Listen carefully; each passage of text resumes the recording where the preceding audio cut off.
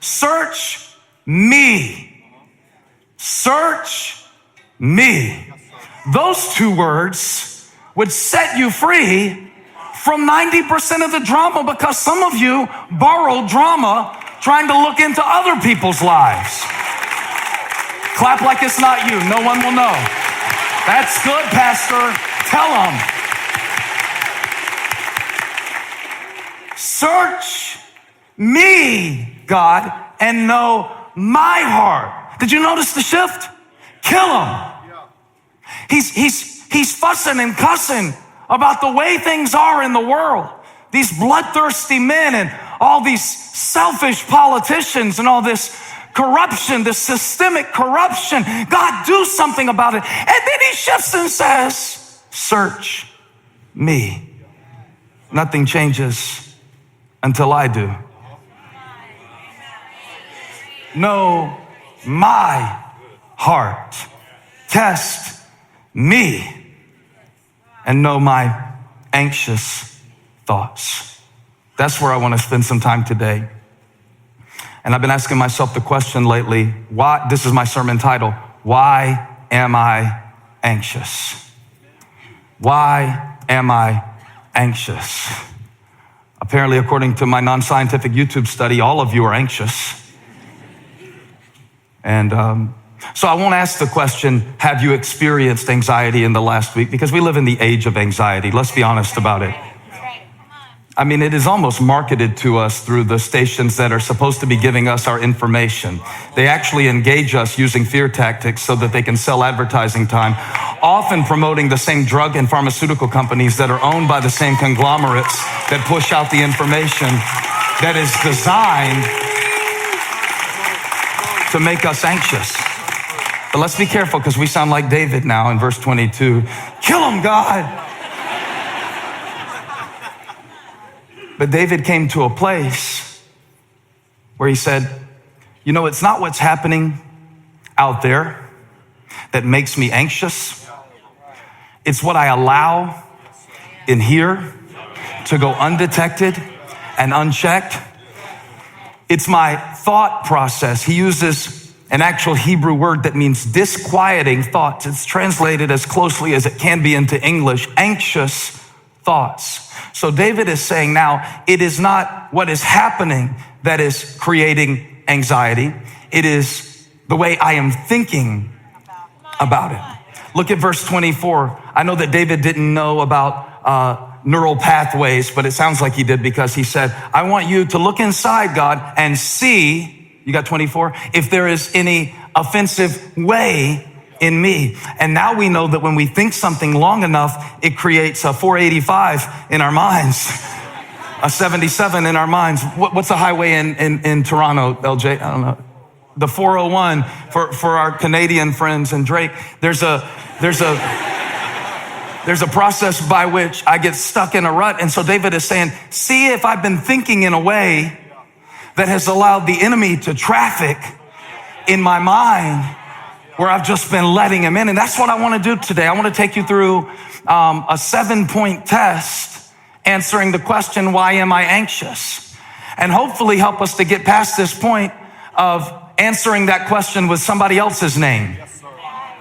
And hopefully get us past the point of answering that question by mentioning something that is happening that is outside of our control. And hopefully to get us to the place where we can see that not only is God watching over my life, that's what David understood. It's that when Saul is trying to kill me, God is watching over me. God has his surveillance system in every situation of my life. He will not suffer my foot to be moved. The Lord which keepeth thee, he's got 24/7 surveillance on me. Touch somebody, say, you better be nice to me. God is watching how you treat me. God is watching how you talk to me, and God likes me.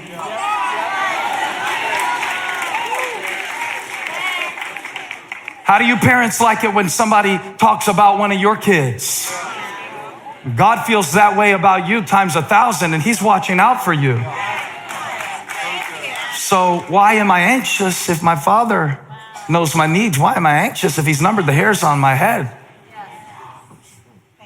Why am I anxious if he promised to supply every need? And I got to get honest about it.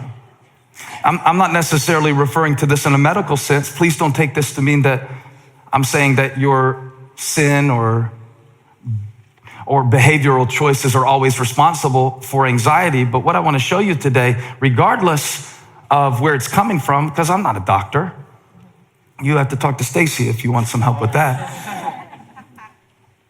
But maybe there are some ways in me that are making me vulnerable to the way that things are and allowing me to remain anxious. When the Bible says do not be anxious, I don't think it means that we can never feel anxiety. It is when we stay anxious. It doesn't mean that there won't be moments and seasons in your life where your hands are shaking. Demi Lovato couldn't sing the national anthem without her hands shaking. I don't know if you saw it. She's sang in front of a lot of people. That's not what I'm talking about. I'm talking about this pervasive sense of when things are going right, you can't even enjoy them because it probably won't last long. I mean, looking around every corner for what's going to happen next. And I want to take you through something quickly today. It's kind of a sermon/seminar from Psalm 139. It's a psalminar. I thought you'd like that. It's a psalminar. And pay attention and write this down. If you don't write this down, you're not going to sleep any this week. You're going to have horrible stomach pains while you try to sleep. But write this down, and God will bless you. Number one, when I am anxious, ask somebody next to you, why are you anxious? All right, the first thing to check is your intake. The first thing that I consider when I'm anxious is how full I am of what? Because I found out that anxiety and cellulite have one thing in common. You can't pray either one of them away. They are both about intake. Ooh, they showed me this new feature on my phone the other day. Can I show you? My kids are always showing me stuff, and so they showed me a feature on my phone the other day. Hold on, I got a text from Holly. Okay. She just told me this should be my next book. Okay, but let me show you something else right now. You know, all these great functions on the iPhone. This is what is this, a 7? A 7? The iPhone 7 has this function, and I want to show it to you. If you hit this button and hold it on the side, and then you'd be shocked how many, y'all don't want to learn nothing today. You would be shocked. Because I'm going to tell you a secret. There is no way that we can take it. Somebody say it's too much. We can't take it all in and still have room for the peace of God. You're praying for the peace of God. God doesn't have anywhere to put it. Your mind is too full.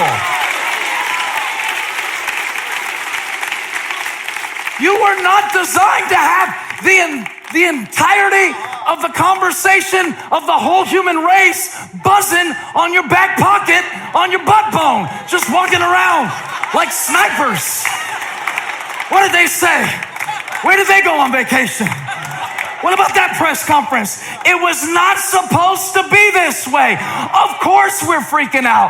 Of course we're zombies. Of course we're numbing ourselves and drinking and smoking and popping. Of course we can't stop it. The devil's got a shock collar on our back pocket and we don't even know it.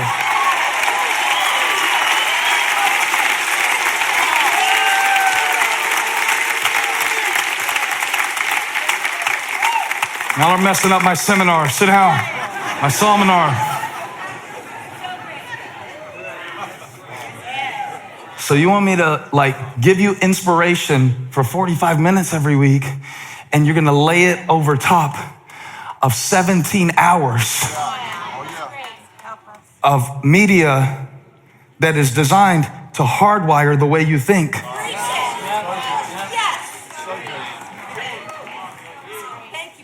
What hope do we have to have peace if we don't make a place for it? And they used to teach me in youth camp this saying called garbage in, garbage out. And it was basically a way of saying, don't listen to rock and roll music. and watch bad movies. And there's some good to that too. I think you got to be in tune with your conscience in terms of what creates a sense of darkness in you, and you have to know that, and we shouldn't make rules for each other, but say, God, search me. I think that's very good. But I also think that sometimes what we don't take in is just as fatal to our faith as what we do take in. I think some of us are on a spiritual starvation diet and we don't even know it.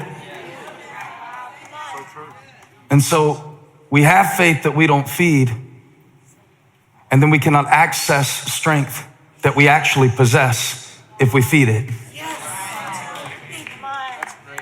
And so you've got to get your intake levels up. You've got to, Buck, when he first started trying to get me to work out more, he said, the first thing I want you to do, because he was telling me the only way for me to get the result I wanted, he said, you got to do two things. What was the little cheesy motivational poster you had up in your gym? You can't out-train a bad diet. Is that what it said? And he was like, so I want you to keep a food log and write down everything you eat. And I didn't do it, but I thought it was a good idea, because before I can change what I take in, I need to track what I take in. I wonder what it would look like if you kept a thought log of just what you let in. So if you let the enemy in and then pray for God to drive him out, it creates a cycle where you are creating your own state of mind that you're trying to pray away. So there has to be a knowledge, search me, God. You have to let God show you. You have to let his eyes see what it is that you're taking in. And I even mean this in terms of relationships. Some of the people that you are around are draining your faith. And I know you have to be around them a little bit, but you might need to put on a little protective,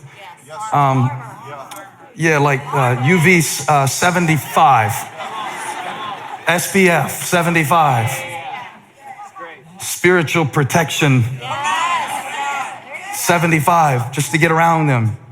And I think it would be good sometimes for us to check our intake levels.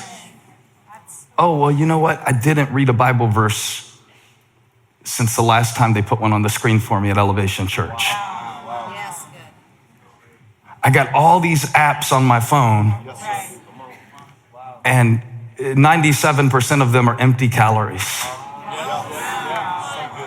I mastered Candy Crush. I'm not saying don't play Candy Crush, because Holly would leave me if I put that out there in the universe. She loves Candy Crush. But I'm pretty concerned sometimes that we're filling ourselves with empty calories. And then so we're weak in the battle and we wonder why.